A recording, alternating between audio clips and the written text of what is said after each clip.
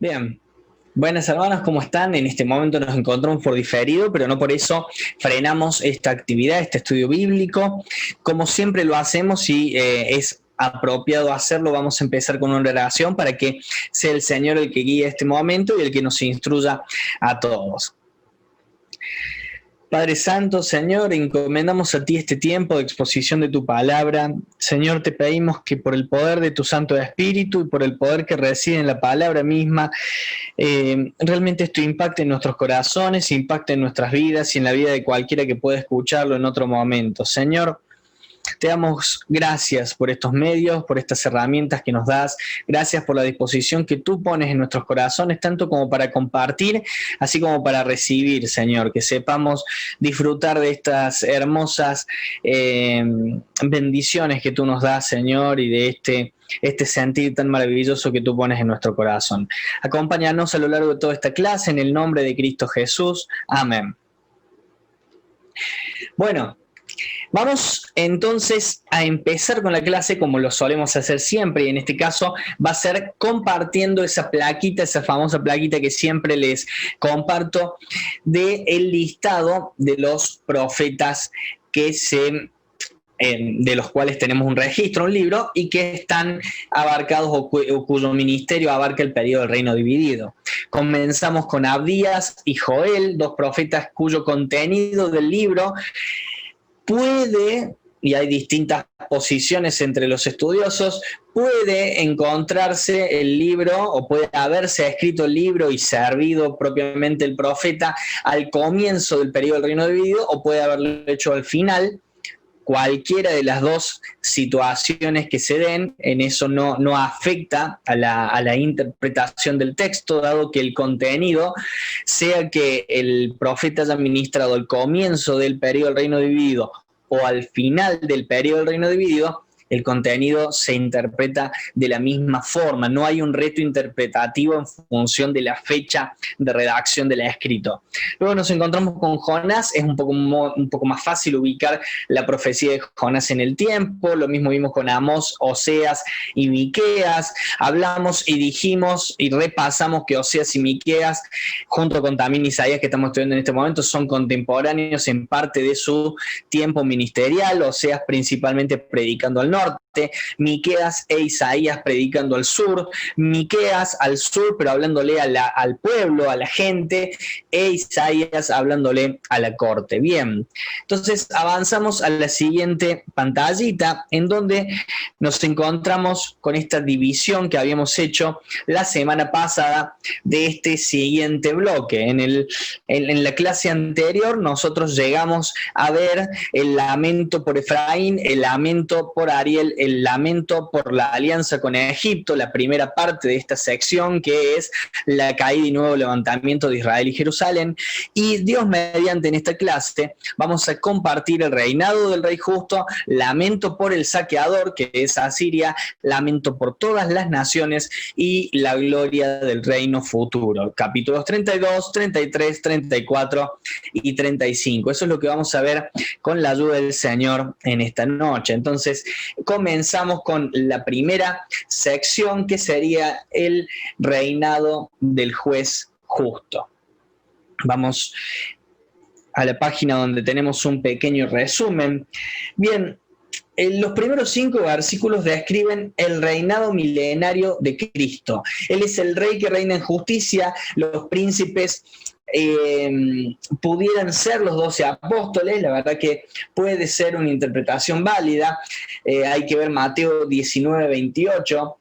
Será aquel varón como escondedero contra el viento. Aquel varón es el Señor Jesús, proveyendo refugio, proveyendo protección, proveyendo refrigerio y sombra. La ceguera judicial ya no afectará al pueblo, ni estarán cerrados sus oídos para no oír obedientemente. Recordemos que algo hablamos del pueblo negado a oír. Fíjense todo el contenido que hay en estos primeros versículos. Los versículos 1 al 5, los primeros 5, describen el reino milenario del Señor Jesucristo. Los textos 6 al 8 describen la vida tal como Isaías la veía en su tiempo. Fíjense, nos encontramos entonces con dos una visión doble, un contenido doble en esta profecía, una de ellas llevándonos al futuro y otra hablándonos un poco del contexto en el que estaba circunscrito el ministerio del profeta. Luego los versículos 9 al 15 nos muestran de que este reino no ha llegado aún. ¿Sí? Hay muchas descripciones de estos primeros 5 versículos que son promesas maravillosas. Y quizá el pueblo receptor, el pueblo originalmente receptor de este mensaje, podía caer en el error de creer que eso se iba a cumplir en su tiempo. Y no, la verdad es que ese reino no ha llegado aún. Los problemas de Judá iban a continuar hasta que sea derramado el Espíritu del Señor, y eso va a suceder en la segunda venida de Cristo. Quizá los textos 6 al 8 nos permiten entender de que hay un cumplimiento parcial en el salvataje que opera Jehová, librando a su pueblo del poder asirio. Ya lo vamos a ver un poquito más adelante, en especial en el siguiente capítulo. Pero independientemente de ese tiempo de refrigerio, ese tiempo de bonanza que tuvieron luego de que Dios los libra del poder asirio, la realidad es que la condenación eventualmente llegó, y por mano de Babilonia el juicio llegó a la nación de Judá, por lo que entendemos que aunque hay un cumplimiento parcial de esta profecía, el reino, tal como se lo describen los primeros 5 versículos, no ha llegado aún. Luego tenemos los versículos 16 al 20. El juicio y la justicia moral incluirán cada aspecto de la vida, resultando en paz, reposo, seguridad y confianza. Esa es la realidad en la que se va a vivir en ese reino, porque una vez que llegue el juicio del Señor, una vez que el juicio del Señor se ejecute en esa segunda maravillosa venida de nuestro Redentor, el mundo va a poder disfrutar del resultado, y el resultado de ese juicio y esa justicia moral que viene a instalar el Señor Jesucristo es descrito de esta manera maravillosa: paz, reposo, seguridad y confianza. Será un tiempo de felicidad cuando el pueblo podrá sembrar con tranquilidad junto a las aguas, y el buey y el asno podrán estar sueltos sin peligro.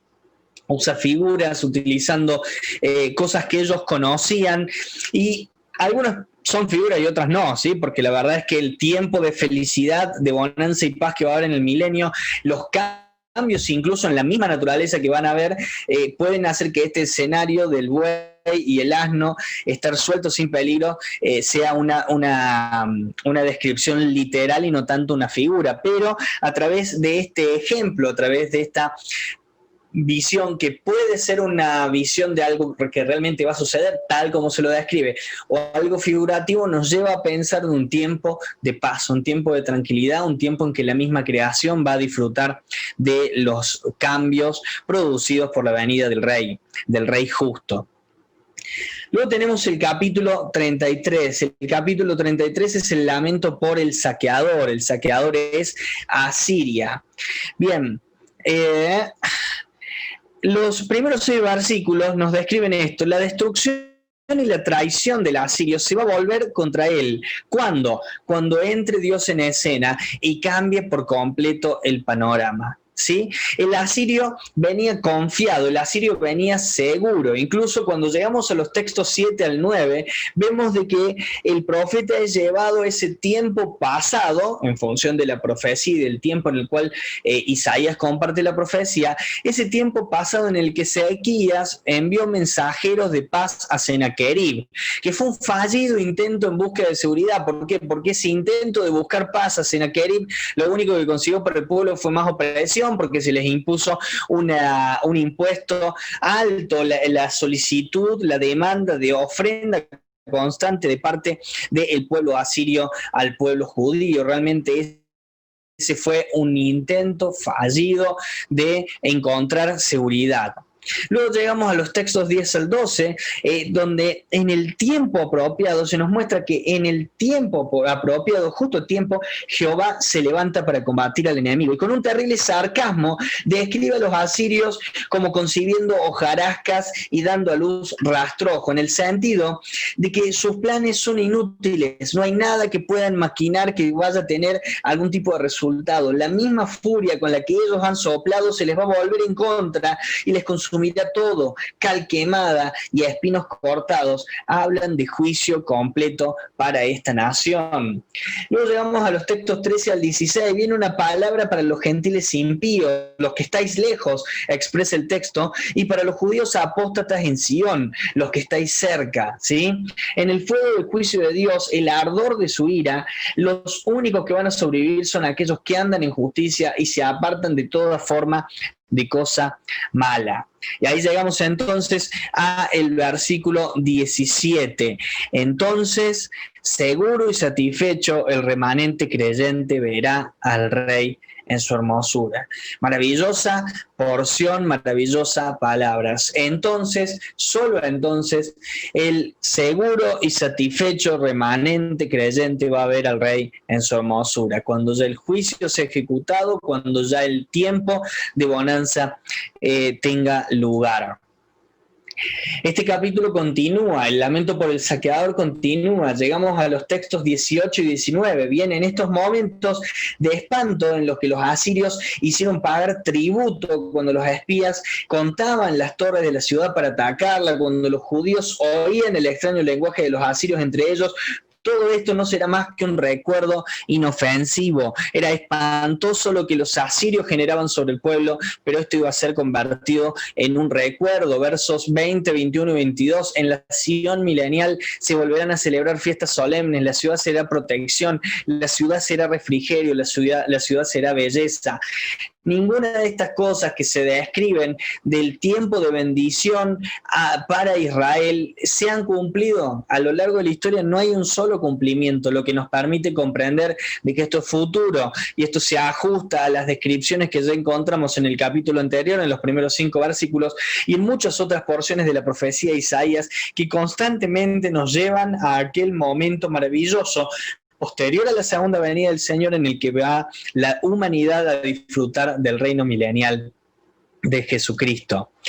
Luego llegamos a los textos 23 y 24. Bueno, el texto 23 hay cierta discrepancia respecto al versículo 23, puede referirse a los enemigos de Jerusalén o puede referirse a Jerusalén misma. Si se refiere a los enemigos de Sion, entonces retrata la suerte de cualquier barco que se atreve a atacar la ciudad, y si se refiere a Jerusalén, entonces habla de debilidad, de incapacidad del pueblo en sí mismo, esbozado ya como incapaz de guiar un barco, o lo que es más probable, de plantar una tienda como morada, con las cuerdas en el mástil y la lona necesarios. Bien, en el reino del Señor, aún los cojos podrán tomar el botín, aún aquellos que están incapacitados van a poder tomar del botín. La enfermedad se habrá terminado y al pueblo le será perdonada la iniquidad. Independientemente de las cuestiones y de la interpretación de la primera parte del texto 23, la porción termina con palabras de aliento y esperanza, ofreciendo un escenario de vida hermoso. Llegamos entonces al capítulo 34. Este capítulo 34 es muy particular. Este capítulo 34 es el lamento por todas las naciones y nos habla un poco de la indignación de Jehová contra todas las naciones en general y contra Edom en particular. Aparentemente Edom termina siendo el representante del resto de las naciones.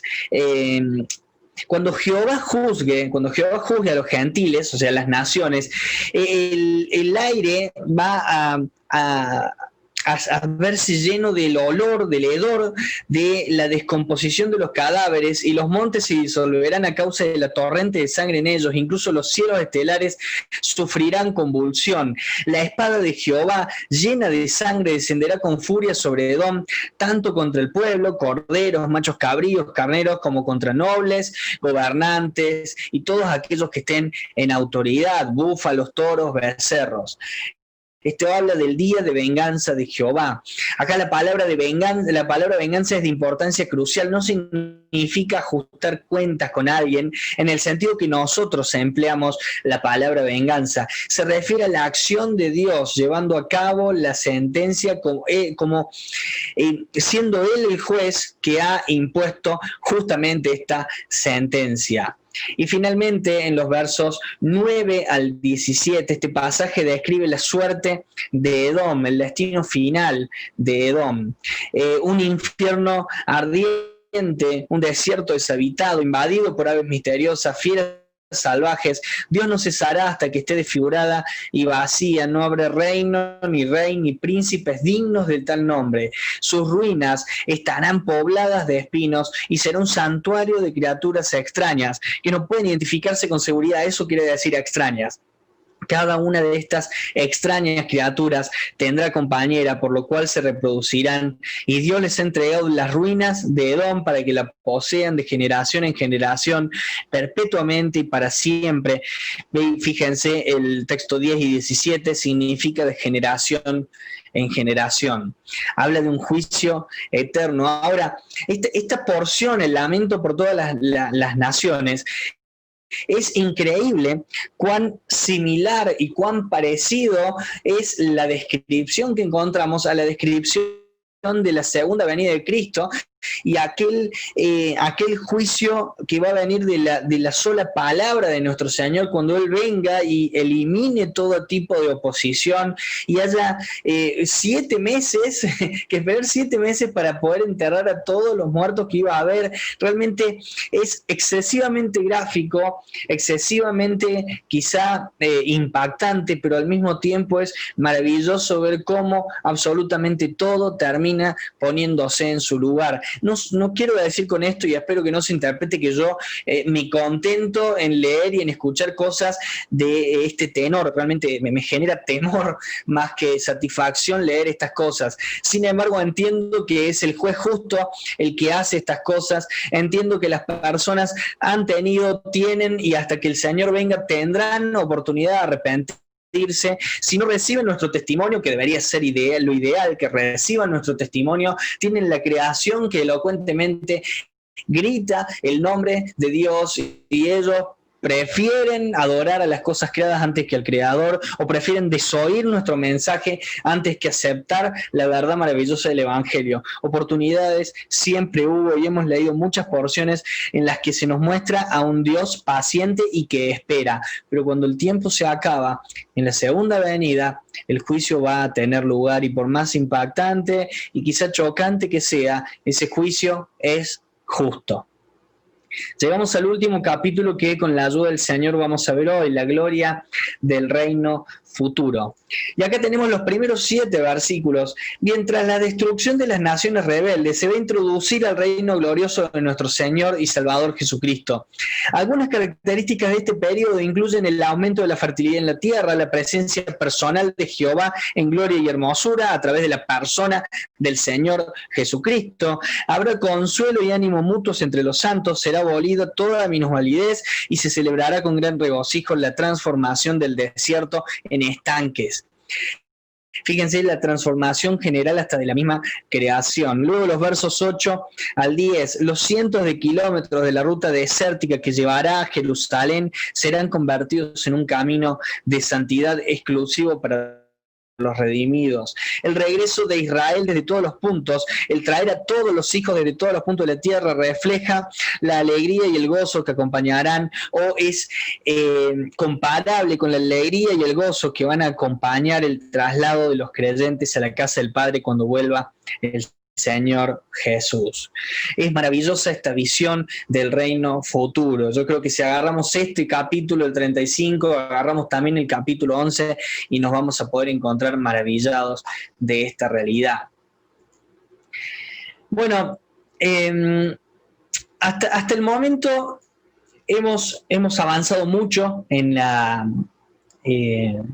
profecía. Ya llegamos al capítulo 35.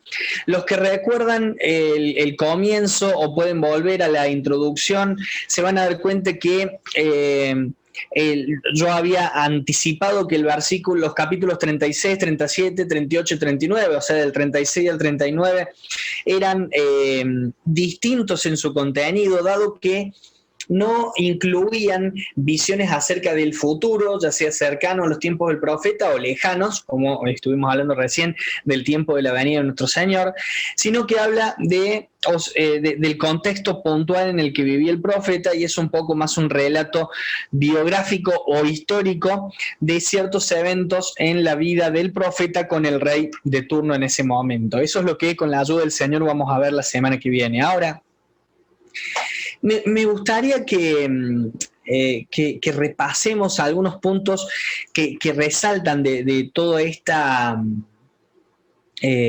¿cómo decirlo?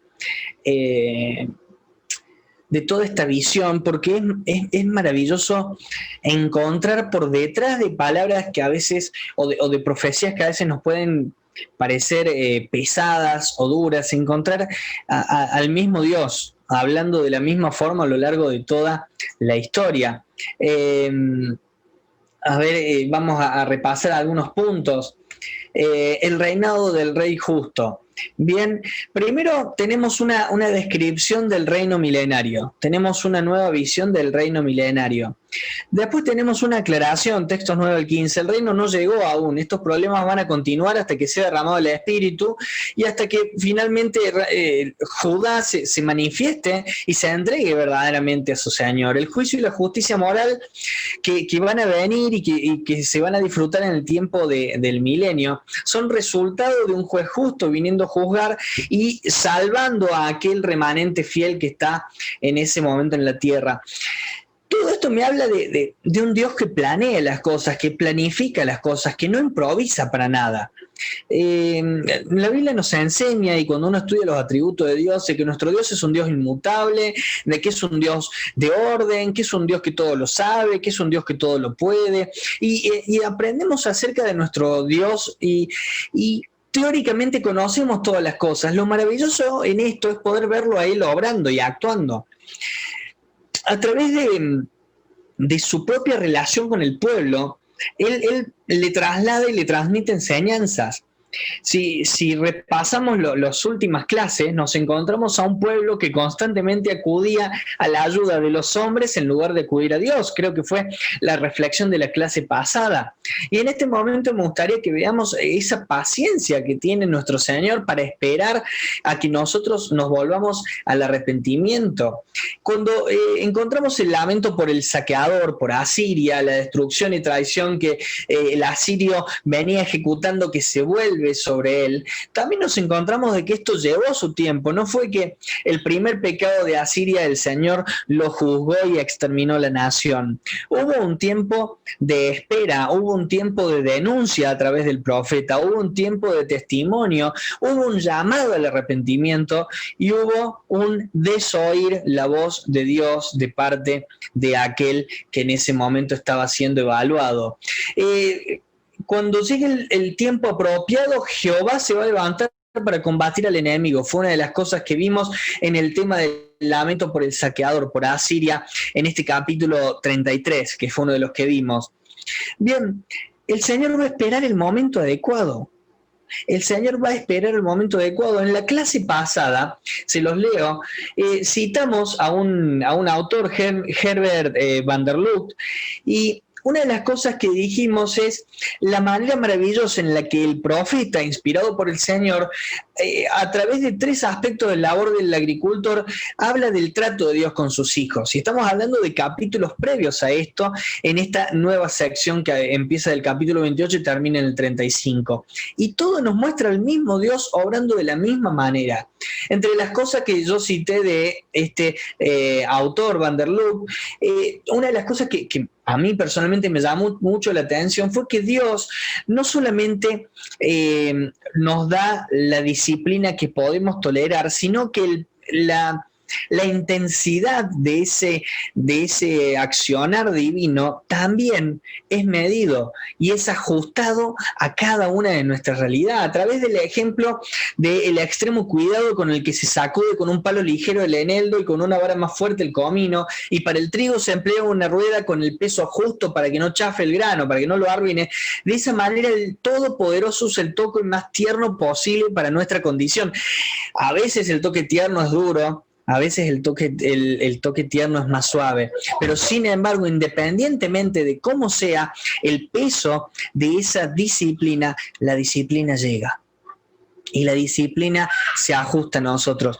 Y no podemos decir de que algo excede nuestra fuerza, excede nuestra potencia. Y acá lo llamo una reflexión final a evaluar nuestra vida.